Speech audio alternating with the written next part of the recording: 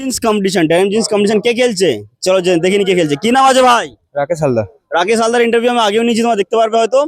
তো রাকেশ হালদার ভাই denim jeans খেলে তখন টি শার্ট পরেছিল, আর টি শার্ট ছাড়া দেখো কত সুন্দর ও, এই দেখো কত সুন্দর সিনেমেট্রি। বাহ বাহ বাহ, খুব সুন্দর ভাই। তোমার কোচ কি আছে ভাই? শিবনারায়ণ ছাত্রা।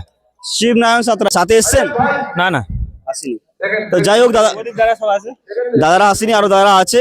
আর আমি ওই শিবনারায়ণ সাঁতরা স্যারকে বলি অনেক অনেক ধন্যবাদ, এরকম একজন অ্যাথলিটকে তৈরি করার জন্য অনেক অনেক ধন্যবাদ।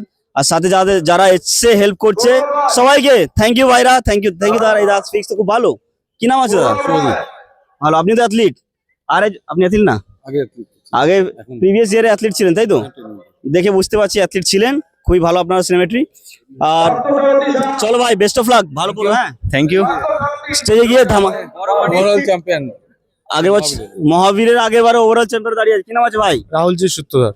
বা আজকে আজকে খেলবে না তাই তো? না, আজ খেলবো না। আজকে খেলাবে, ভাইকে খেলাবে তাই তো? চলো, অনেক অনেক বেস্ট অফ লাক সবাইকে। ওখানে দুজন বসে আছে আর এই একজন সব নবদ্বীপ। বাহ বাহ, নবদ্বীপ থেকে, নবদ্বীপের নাম রোশন করছে, এরাই করছে। চলো স্টেজে গিয়ে কিন্তু আগুন লাগিয়ে দেবে একদম। চলো, জয় শ্রীরাম, জয় হিন্দ, জয় ভারত।